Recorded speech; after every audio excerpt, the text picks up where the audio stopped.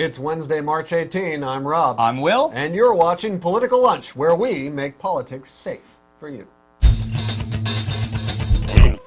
Welcome back to The Lunch. We start today with a fantastic example of media manipulation from the good people over at Fox News.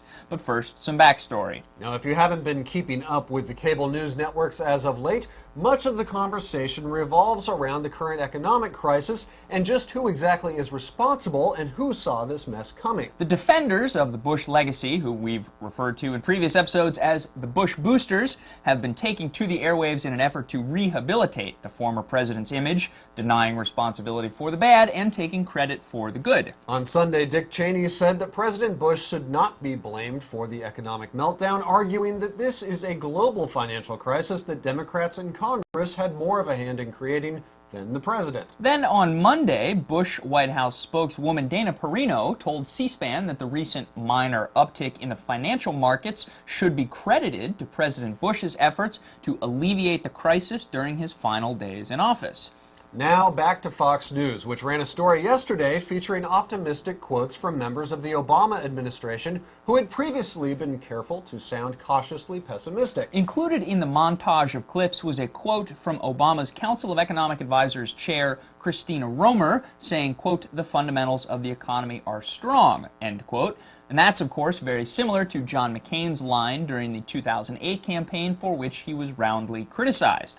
Fox then played a clip of Joe Biden saying the exact same thing, and Fox anchor Martha McCallum concluded, well, the mantra for the weekend seems clear, seemingly trying to cast aspersions on the Democrats for being unrealistic about the problems we face. Only problem is, the clip of Biden was from a campaign appearance 6 months ago in which he was quoting John McCain. Whoops, but to the network's credit, Fox has since retracted the story and issued a correction. Next up today, more on the flap over bonus payments to employees of bailed-out insurance giant AIG. On Capitol Hill today, it's all angry all the time as AIG execs take their turn in the principal's office for a good tongue lashing on their bad behavior, namely giving millions to the guys who lost billions and then cashed in on the government's dime. But as we said on Monday, it's not certain the government will ever see any of the AIG bonus money again, despite the fact that Uncle Sam now owns upwards of 80% of that company. Much of the bonus money was contractually guaranteed, which may seem odd to us, but to others, namely financial expert Andrew Ross Sorkin, who writes the New York Times Deal Book blog, it makes perfect sense to pay up. Now, Sorkin argues that the executives at AIG are the only ones who can get the company out of the mess it's in, and since we own it now, it might not be a bad investment to keep those guys on the job. Which is a pretty bitter pill to swallow, but not terrible reasoning, aside from the minor detail that some of the employees who were paid bonuses have since left the company. The bottom line, we're never getting that money back, despite what this headline might lead you to believe.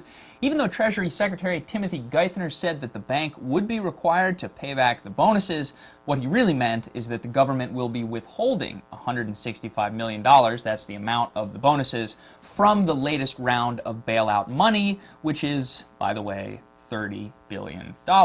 And if all of that is just a little too hard to swallow, this one should go down much more smoothly. Everyone's favorite Alaska Governor Sarah Palin is reportedly headlining the annual Senate-House dinner in Washington, D.C. in June.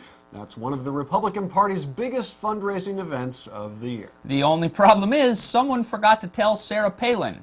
Quote, "I communicated with the governor directly and she did not know anything about it," said Bill McAllister, the governor's spokesman. Quote, "I pointed out the press release and she was like, no?" So we'll have to wait to see on that one, but if Palin is the event's keynote speaker, it could signal that despite recent setbacks, Palin is apparently still the future of the Republican Party. And that'll do it for us today. We'll leave you to ponder that final thought. We'll see you right back here on Friday.